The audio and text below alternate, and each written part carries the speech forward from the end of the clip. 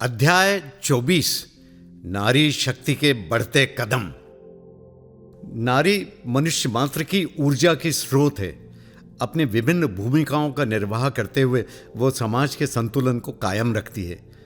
एक बेटी के रूप में माँ बाप के प्रति अपना कर्तव्य निभाती है, तो कभी बहू बनकर परायों को अपना बना लेती है, कभी बहन की भावुकता में बहती दिखाई देती है, तो कभी परिवार, समाज व देश के नेतृत्व की बागडोर संभालकर दुनिया को चकित करती रहती है। पर क्रोध में आ जाए तो दुर्गा का अवतार भी कहलाती है। सहनशीलता, धैर्य, त्याग व समर्पण इतना कि ईंट पत्थर के मकान को घर का पवित्र दर्जा दिला देती है। घर जो शांति प्रदान करता है। इसीलिए आदमी भले ही दुनिया फतेह कर ले, पर शांति पाने के बाद घर ही लौटना चाहता है। इस शांतिपूर्ण व सुखमय घर की रचना भारतीय नारी ही करती है। त्याग, समर्पण, निष्ठा, बलिदान व सहनशीलता के संदर्भ में भारतीय नारी की दुनिया में कोई दूसरी मिसाल नहीं है। यही सहनशीलता भारतीय नारी के स्वाभिमान, कर्तव्य निष्ठा व साहस की निशानी बनकर भी सामने आती है। झांसी की रानी लक्ष्मीबाई की अंग्रेजों के जालिम हुक्म के खिलाफ बगावत 1857 के गदर के इतिहास में जगत प्रसिद्ध है। देश के लिए अपनी जान दे देने का जज्बा उनमें था, जिसे आज भी इतिहास याद करता है। यहीं से आज़ादी की आग पूरे देश में फैली और अंततः सन 1947 में देश आज़ाद हुआ। झांसी की रानी लक्ष्मीबाई का जान कुर्बान करने का साहस भारतीय आज़ादी की लड़ाई का एक मील का पत्थर है। इंदौर की महारानी अहिल्याबाई होलकर का नाम भारत के महान शासकों में से एक के रूप में लिया जाता है। विपरीत परिस्थितियों में भी साहस न खोना, सहज राजनीति, सूझबूझ और अपनी रियाया के प्रति नैतिक दायित्व, धर्मनिष्ठता व परोपकार की भावना से ओतप्रोत अहिल्याबाई होलकर को प्रातः स्मरणीय भी कहा जाता है। कहा जाता है कि सुबह सुबह उनका पुण्य नाम लेकर निकलो तो रुकते कार्य भी पूरे हो जाते हैं। एक बार प्रख्यात पेशवा के सरदार राघोबा ने इंदौर पर कब्जे के लिए होलकर रियासत पर हमला करने की ठान ली। सोचा था कि अहिल्याबाई महिला शासक हैं, जल्दी टूट जाएंगी, पर साहसी अहिल्याबाई ने महिलाओं की फौज बनाई और राघोबा को लिखा कि आप जीत गए तो महिलाओं पर जीत के नाम पर कोई प्रशंसा नहीं करेगा, पर सोचो अगर हमारी महिला फौज से हार गए तो आपकी तो साख पर ही बट्टा लग जाएगा।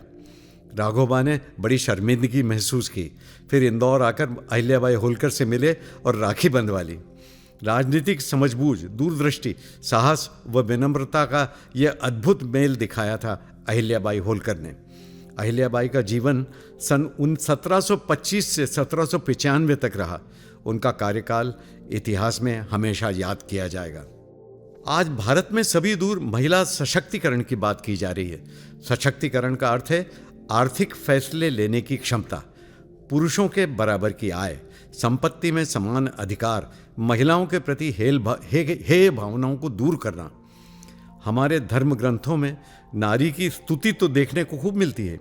एक जगह कहा गया है, नार्यस्तु पूज्यन्ते रमन्ते तत्र देवता, यानी जहाँ नारी की पूजा होती है वहाँ देवता निवास करते हैं।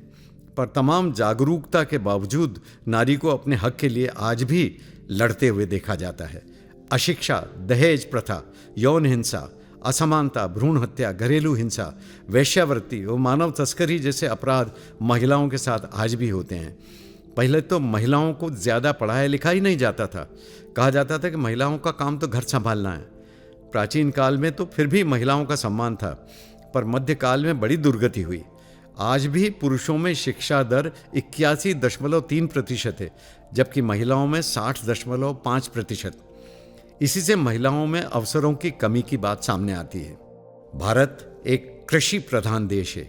शहरों में सॉफ्टवेयर इंडस्ट्री में ही 30% लड़कियां काम पर लगी हैं, पर गांवों में तो 90% महिलाएं केवल कृषि में लगी हैं या फिर कृषि से ही जुड़ी दैनिक मजदूरी में लगी हैं। फिर काम के भुगतान में भी असमानता दिखाई देती है। पुरुषों के मुकाबले महिलाओं को 20% कम मिलता है। बाल विवाह आज भी हो रहे हैं। जागरूकता फैलाने की ज़बरदस्त कोशिश की गई है, पर सन 2018 की यूनिसेफ की रिपोर्ट में कहा गया है कि अब भी 18 वर्ष की उम्र से कम वय की 15 लाख बालिकाओं के विवाह हुए हैं। अंतर्जातीय प्रेम विवाह के खिलाफ ऑनर किलिंग संख्या आज के जागरूक समाज में भी चौंकाने वाली है। कन्या भ्रूण हत्या के आज भी कितने ही मामले प्रकाश में आ रहे हैं। इतना सब तो है ही, पर आज भी विधवा जीवन को एक अभिशाप माना जाता है। हाँ, ये ज़रूर सच है कि राजनीति के क्षेत्र में भी महिलाओं ने मजबूती से अपने कदम बढ़ाए हैं। सामाजिक दायित्व भी महिलाओं ने निभाए हैं। खेलकूद के क्षेत्र में भी महिलाएं विश्व भर में अपना नाम गौरवान्वित कर चुकी हैं। भारत की साइना नेहवाल, पीवी सिंधु तो बैडमिंटन में विश्व नंबर 1 भी रह चुकी हैं। सानिया मिर्ज़ा, पीटी उषा, साक्षी मलिक, अंजलि भागवत, फोगट बहनों ने भी विश्व स्तर पर भारत की चुनौती को आगे बढ़ाया है।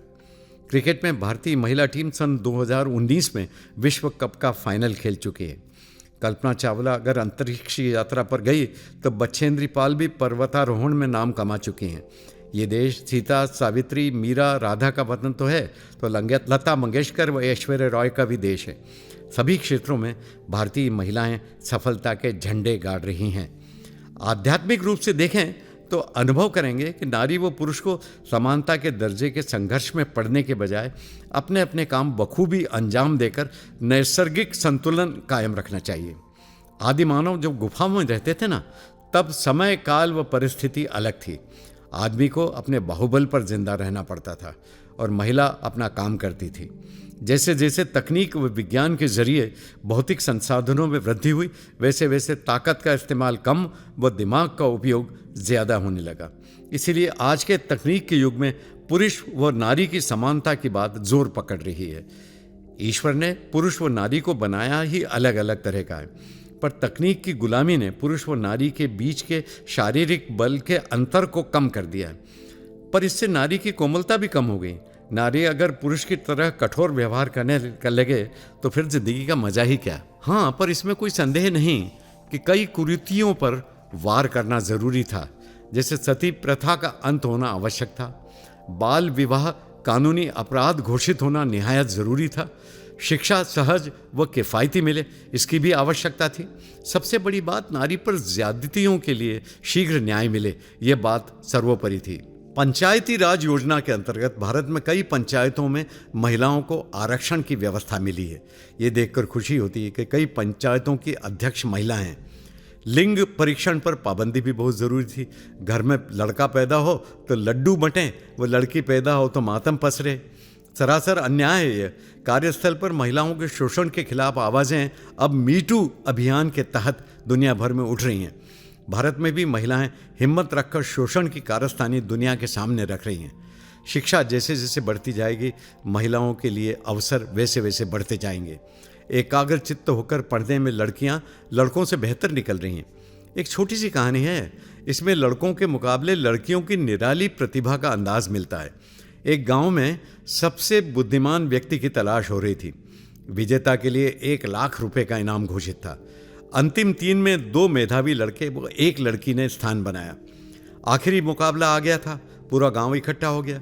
सवाल पहले ही बता दिया गया था। सवाल ये था कि तीनों को एक जैसे अलग अलग कमरे में बंद करके बाहर ताला लगवाया जाएगा। ताला खोलकर जो 15 मिनट में बाहर आएगा वो विजेता बनेगा। बुद्धिमान लड़के तेज तर्रार पढ़ाकू वो होशियार लग रहे थे। लड़की मौन धारण किए हुए थी, वह ज़्यादा हलचल भी नहीं कर रही थी। लड़कों ने पुस्तकों में ताला खोलने की विधि का खूब अध्ययन किया। लड़की ने शांति ओढ़ ली, किताबों की तरफ झांका भी नहीं। गांव वालों व मुख्य अतिथि को भी ये लगा कि इनाम लड़कों में से कोई एक जीतेगा। खैर वह दिन आ गया और तीनों को अलग अलग कमरों में बंद करके ताला लटका दिया गया। लड़कों ने 15 मिनट तक पुस्तकों में खंगाला कि ताला किस प्रकार खोला जा सकेगा। लड़की ने अपने कमरे में मौन रखा। लोगों ने देखा कि 15 मिनट बीतते ही घंटी बजी और लड़की दरवाज़ा खोलकर बाहर आ गई। जनता हैरान थी कि लड़के अभी भी पुस्तकें ही खंगाल रहे थे। दरअसल ताला लगाया ही नहीं गया था, पर लड़की ने व्यावहारिक बुद्धि लगाकर दरवाज़ा ठेल लिया और बाहर निकल आई। इनामी राशि लड़की को मिल गई। यानी समान परिस्थिति मिले तो लड़कियां लड़कों को मात दे सकती हैं। नारी के सशक्तिकरण की बात करने से पहले अपनी योग्यता का सिक्का जमाते रहना नारी जगत की पहली आवश्यकता है। मौन व प्रसन्न चित्त रहेंगी तो निर्णय सही निकलेंगे और वातावरण में खुशी छा जाएगी। अपनी काबिलियत में भरोसा असाध्य काम को भी संभावना के दायरे में ला सकता है। नारी सशक्तिकरण के लिए समाज के दूसरे स्तंभ पुरुष को पीछे छोड़ने की प्रतिस्पर्धा में पड़ना ठीक नहीं होगा, पर समान अवसर और प्रतिभा के हिसाब से कीमत मांगना आपका वाजिब हक है।